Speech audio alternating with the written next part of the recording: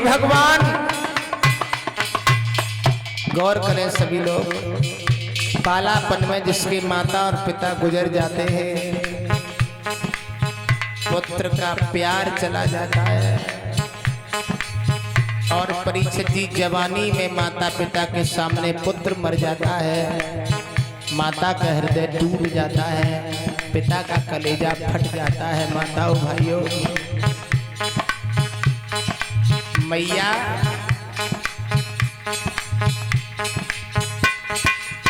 लेके लाश मैया डगराए रही, लोथ को लेके पछाड़े आए रही पछाड़े।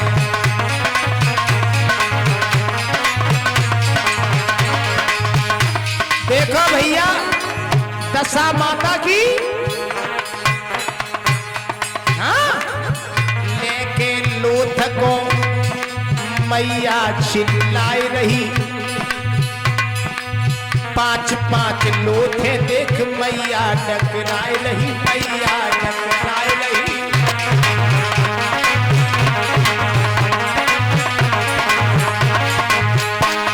और कभी कभी मैया अपनी किस्मत को ठोकती है।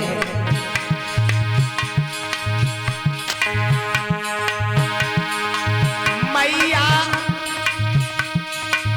रोई रही आंगना में, और मेरे कहा लिखी जिंदगानी, पारे पे मरे ना मात पिता, विधवा ना होए जवानी।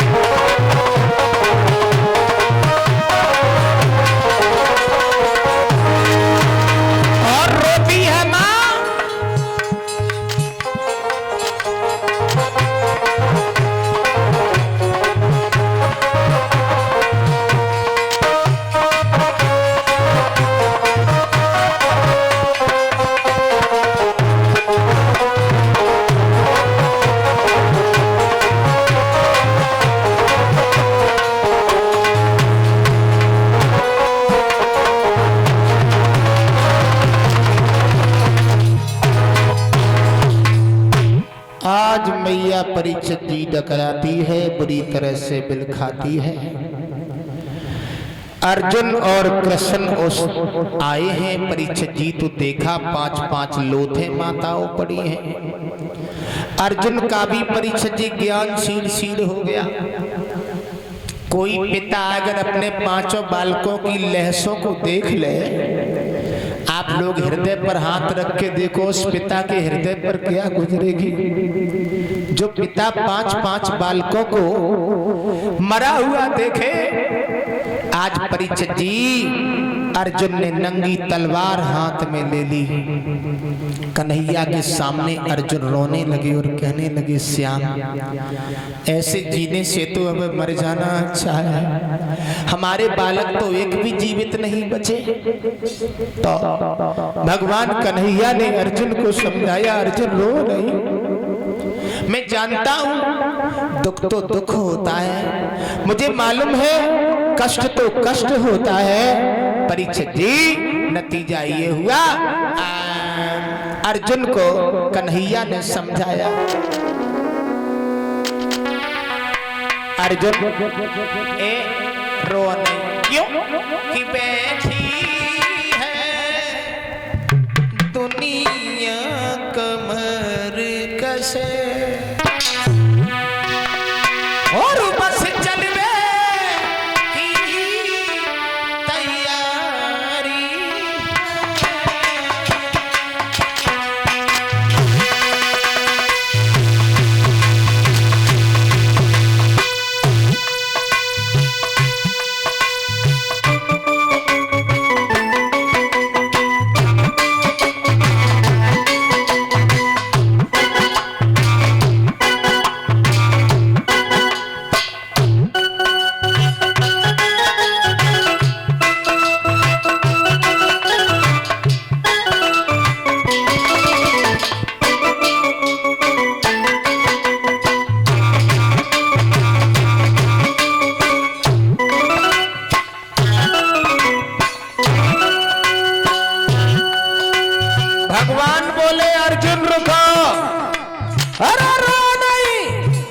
हमें नहीं मालूम है अर्जुन।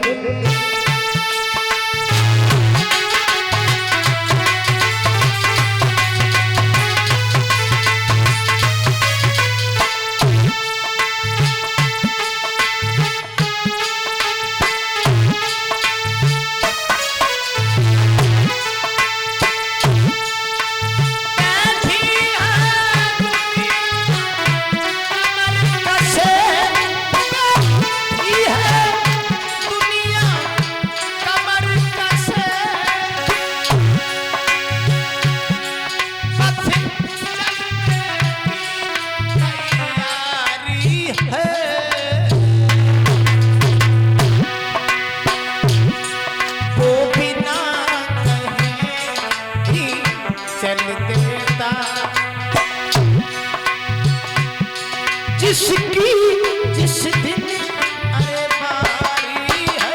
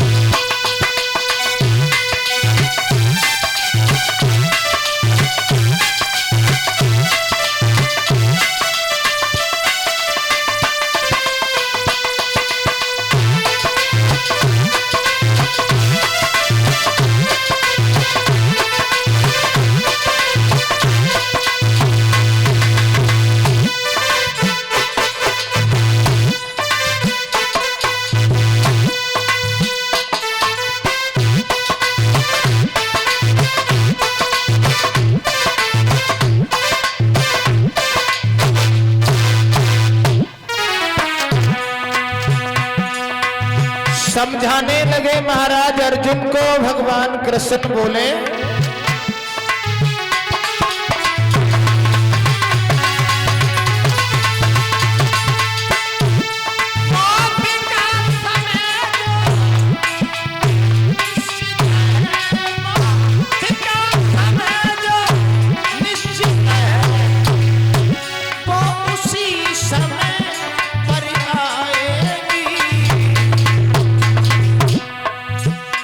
जिस घड़ी मौत आ जाएगी वो घड़ी न टलने पाएगी।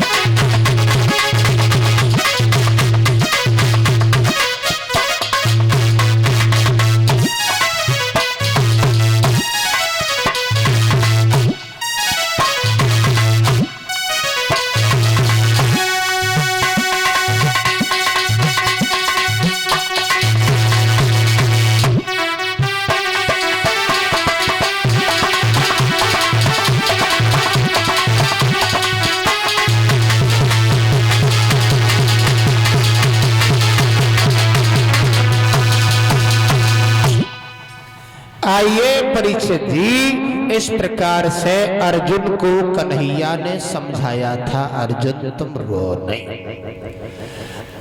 अश्वत्थामा को पकड़ करके अर्जुन और भगवान कृष्ण लाते हैं परीक्षित जी।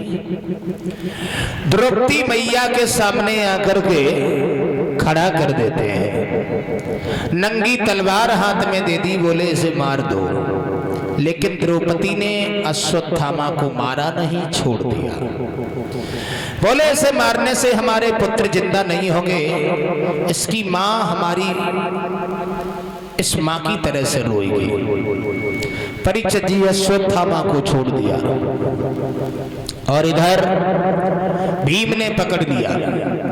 भीम ने मस्तक को फाड़ा, फाड़ करके मणि को निकाल लिया। परीक्षित जी समाज में किसी का अपमान हो जाए तो मरने के बराबर ही हो जाता है। नतीजा ये हुआ, भीम ने अश्वत्थामा का अपमान किया। अश्वत्थामा ने परीक्षित जी अग्नि बाण छोड़ा, उत्तरा के गर्भ को जलाने लगा वो बाण। उत्तरा के गर्भ में परीक्षित जी जब उत्तरा का गर्भ जला है तो उत्तरा ने भगवान को बुलाया, भगवान ने परीक्षित जी उत्तरा के गर्भ की रक्षा की है। उत्तरा के गर्भ से एक पुत्र पैदा हुआ जिनका नाम परीक्षित महाराज पड़ा। बोलिए परीक्षित महाराज की। वही परीक्षित धीरे धीरे बड़े होते हैं। राजा बादशाह की पुत्री नैवंदे के साथ में उनका विवाह होता है और पांचों पांडव द्रौपदी मैया हिमालय पर्वत पर गलने के लिए चले गए। इस प्रकार से परीक्षित जी, एक दिन परीक्षित जी ने सोने का मुकुट धारण किया और घोड़े पर सवार होकर के लला कहां चले? शिकार खेलने को। तुम्हें मालूम है? हाँ, शिकार खेलने को जब चले तो भाव का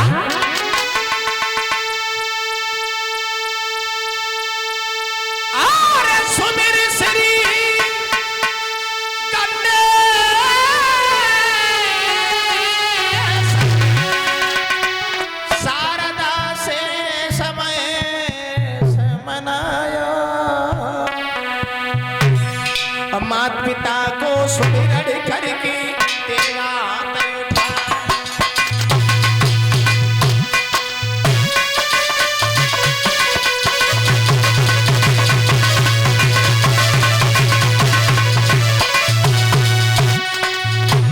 चले परीक्षित, कहां पहुंचे?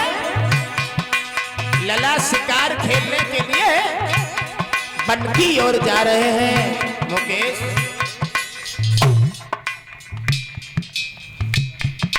घोड़ा पे बहु सवार सुनो सरदार न विलम लगायो।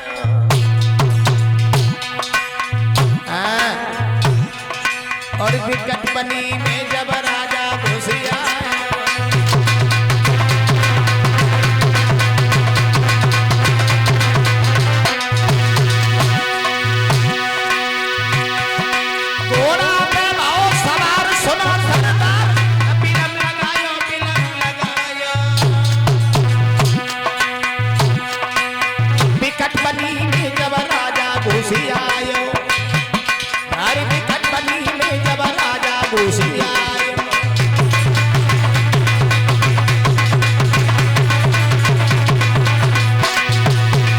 वन में पहुंच गए परीक्षित, लेकिन वन में जाके क्या देखा? क्या देखा परीक्षित ने? लला शिकार न नजर आओ।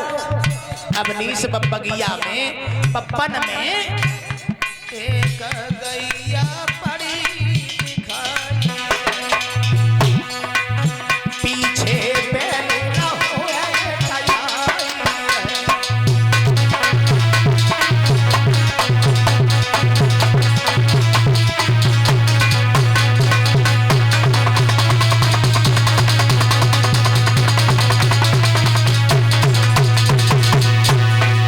इसी बीच में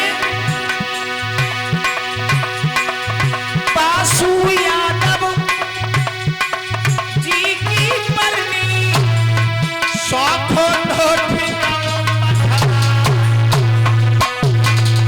फौजी भैया के हैं भतीजे और इनका खतैया रविंद्र को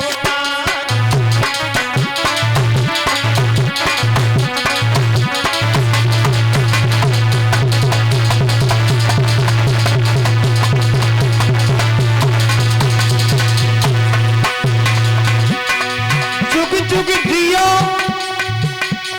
हमारे पद भोगो पंजाब में भगवती अमृत हुआ हो गया नामी माफी अमर हुई गंगा जमुना में जल पाए ऐसे पढ़े लगा तो परिवार।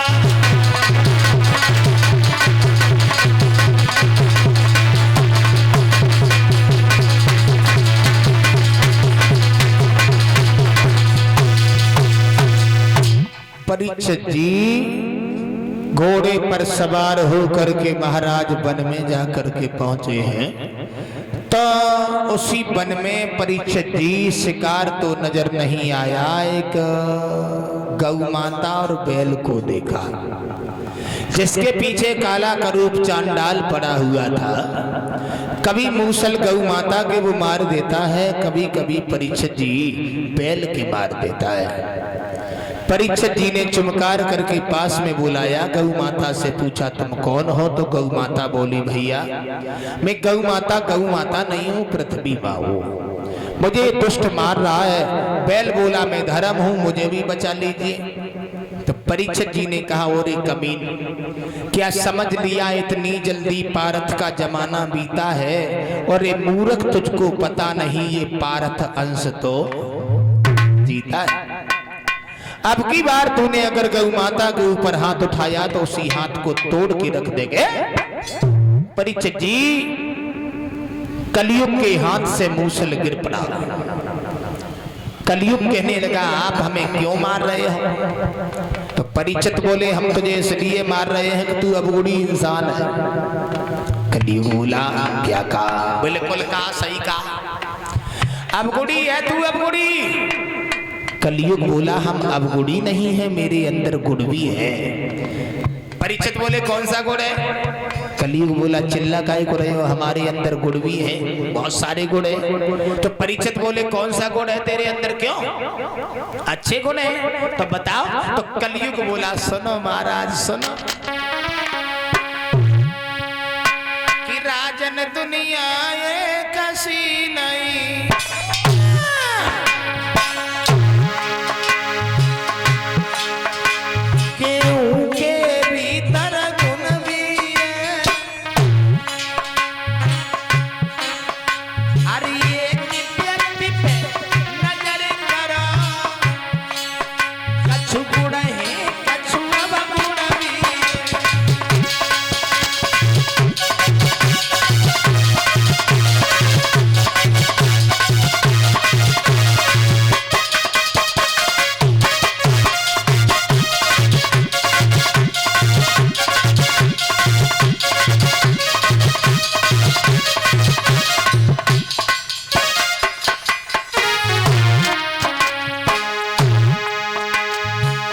कलयुग बोला महाराज तुम हमें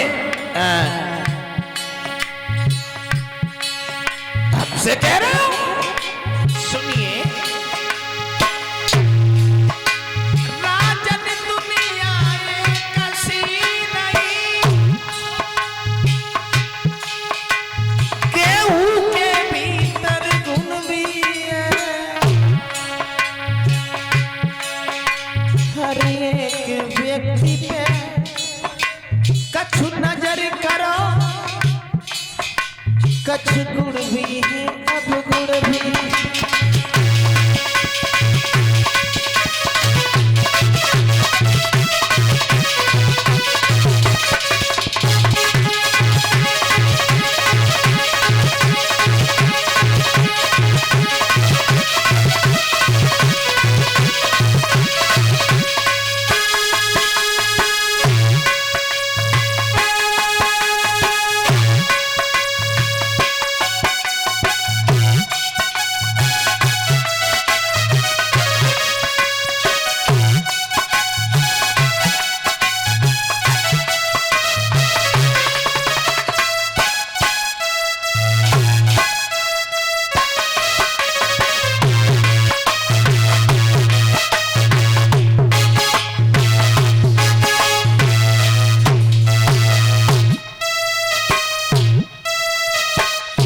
महाराज कलयुग कहने लगा राजन दुनिया एक सी नहीं, और गेहूं के भीतर गुण भी है, और हर एक व्यक्ति पे नजर करो, कछु गुण है तो कछु अवगुण भी है।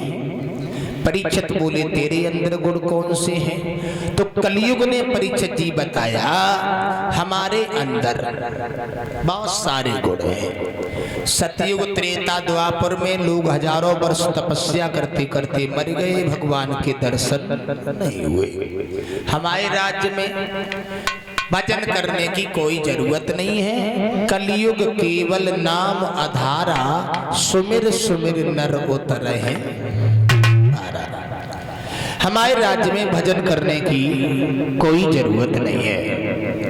परीक्षित जी जरा गौर करें, ध्यान दें। कलयुग बोला अभी क्या हुआ और सुनो। सतयुग त्रेता द्वापर में इस जन्म में करो, अगले में भरो, और हमारे राज्य में यही करो, यही भरो, यही मरो, यही बरो।